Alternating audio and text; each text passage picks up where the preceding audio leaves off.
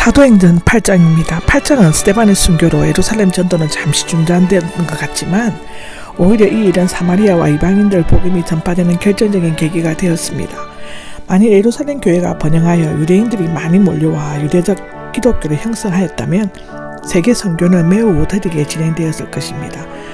1절 위에 보면 찬성하였다가 나오는데 함께와 생각하다의 합성어인데 동의하다 합의하다의 미알려 완곡의 법으로 사울이 스데반의 죽음을 당연한 것으로 여기고 그것에 전적으로 찬성했음을 나타내고 있는 것입니다. 이는 소름 끼치는 극악한 죄였지만 오늘날까지 그 일이 계속되고 있는 것입니다.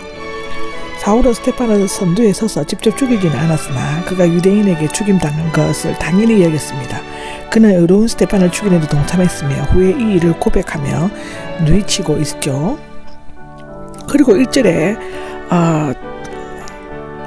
뒤에 보면은 큰 아래가 나오는데 그동안 백성들 때문에 사도들과 교인들에게 손을 대지 못했던 예루살렘의 종교 지도자들은 스데반을 죽인 여세를 몰아 본격적으로 핍박의 손을 펼치기 시작했습니다.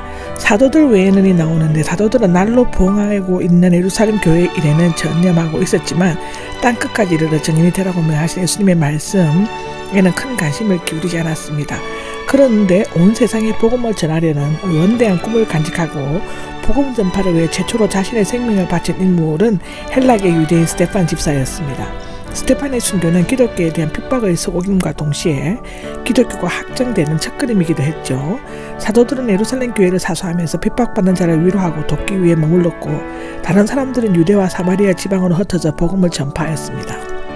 마치 불타는 곳을 밟으면 그 불티가 사방으로 튀어 더욱 큰 불로 번지는 것처럼 예루살렘 교회에 찾아온 큰 박해의 불씨는 본격적인 세계선교의 맹렬한 불꽃으로 타오르게 되었다고 로마서 1장 8절, 골로새서 1장 16절에는 기록하고 있습니다. 2절입니다. 2절에는 경건한 사람들이 나옵니다. 아마도 핍박이 가해지자 기독교인들은 피신했고 예루살렘 안에 있는 비교적 복음에 호의적인 유대인들 이 장례를 치르고 크게 통곡했을 것입니다. 유대법이 범죄자의 시신을 장사 지내거나 공공연하게 설파하는 것을 금하였음에도 불구하고 그들이 공공연하게 설파한 것은 스데반이 죄가 없이 불법적으로 죽임을 당했다는 것을 알았기 때문이라고 합니다. 3절을 보면 파괴하기 시작했던데 맹수가 사람의 몸을 상하게 하거나 멧돼지가 포도원을 파헤치는 것처럼 거칠고 제멋대로 행동하는 것을 의미하는데요. 이것 또한 시편 80장에 나옵니다. 사울이 얼마나 포악하고 잔인하게 죽임의 괴를 박해했는가 하러 다녔는가를 알 수 있습니다. 그러네요. 감옥에 집어넣었다는데 남녀 구분 없이 감옥에도 집어넣는 것은 곧 그들을 죽임에 몰아넣는 것과 다를 바가 없었습니다. 사울은 유대교에 대해 열심이었고 충실했으며 바리새인으로서 기독교에 대해 참을 수 없는 분들을 느꼈습니다. 4절에서 25절까지는 사마리아의 복음을 전하는 일이 기록되어 있습니다. 4절을 보면 흩어진 이되는데 여기서 헐뿌리다, 사람들을 이곳저곳으로 쫓아버리다의 부정가급 분사로서 신약에서 3번 나오고 있습니다. 예수님께서는 제자들에게 아버지께서 약속하신 것을 받을 때까지만 예루살렘을 떠나지 말라고 명하셨죠. 그러나 오순절 이후에도 예루살렘에 머물면서 복음을 다른 지역에 전하지 않을 때 큰 박해가 일어나 결국 각 지역으로 흩어지게 되었는데 하나님의 놀라우신 섭리의 결과가 아닐 수가 없습니다. 두루 다니면 돼 이곳저곳으로 두루 다니다의 제2 부정가가형으로서 사도행전의 선교여행에 많이 사용되고 있습니다. 5절을 보면 빌립이 나옵니다. 사도 빌립이 아니라 7 집사 중 스데반 다음 가는 집사이며 최초로 전도자로 불린 사람입니다. 그는 내 처녀 딸은 모두 예언하는 사람이었습니다. 여기 사마리아 성이 나오는데 사마리아의 수도이며 헤롯 왕의 황제 아구스도의 헬라 이름을 따서 세바스텐 또는 네아폴리스로 불렸다고 합니다. 사마리아인은 북이스라엘이 아수르에게 멸망당한 후 이민 온 이방인들과의 자폰으로 혼혈민족이 되었으며 유대인들에게는 멸시와 정오의 대상이 되었고 서로 상종조차 하지 않았다고 합니다. 그러나 예수님은 사마리아를 방문하여 전도하셨죠. 선한 사마리아인과 사마리아인 감사의 비유를 드셨습니다. 사마리아는 유대교와 이방 세계 사이에 있으며 기독교 세계 선교가 뻗어나가기 시작한 필연적인 장소였습니다. 여기 선포하였다는 미알려형으로서 전도에 착수하여 계속적으로 행하였다는 뜻인데요. 앞에 말씀을 전하였다와는 달리 하나님의 사자로서 전도하는 것을 의미합니다. 그리스도 선포한 것은 사마리아인이 유대인들처럼 메시아가 오기를 고대하고 있었기 때문이라고 요한복음 4장 25절에는 말하고 있습니다. 6절을 보면 말을 듣고 표적들을 보고가 나오는데, 이것은 빌립이 전하는 말에 권위와 능력이 있었고 예수님 때처럼 표적이 복음 전파에 큰 비중을 차지했음을 의미합니다. 그리스도에 대한 믿음은 빌립이 그들 사이에 행한 기적들에서 드러나는 하나님의 능력과 성인으로 말미암아 더욱 확고해졌죠. 한 마음으로 귀를 기울였다가 나오는데, 일제히 유의하였다의 뜻으로 빌립의 말에 성인하거나 관심을 가지기만 한 것이 아니라 믿는 마음으로 일제히 한 가지에서 복종한 것을 의미합니다. 그러나 그렇게 한 것은 유대인들의 경우처럼 표적을 보았기 때문이죠.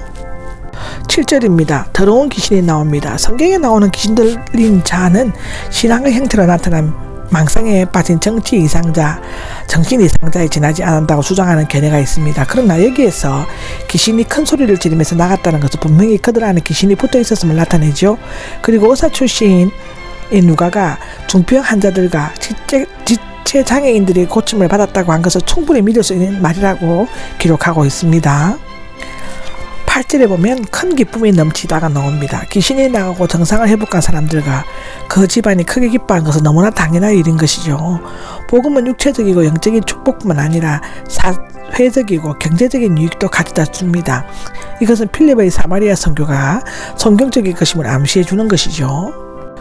9절에 보면 시몬이 나옵니다. 동방에서 많이 볼 수 있는 많은 기회주의적 마술사들 중에 한 사람이었습니다. 그런 마술과 요술과 점수를 해가면서 육체적 또는 정신적 불행을 안고 있는 사람들에게 큰 유익을 얻고 있었습니다.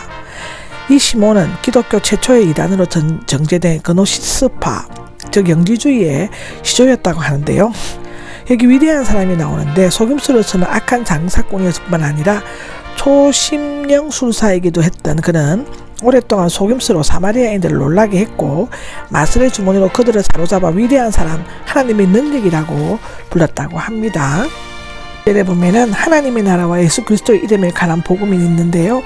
빌립의 설교 내용이었으며, 예수님을 믿는 자는 주님께서 통치하시는 영원한 하나님 나라에 들어갈 것과 또한 하나님 나라에 들어가기까지 예수 그리스도의 이름으로 능력을 얻고 성령의 인도하심을 받고 살아가야만 한다고 말했던 것으로 추정되는데요.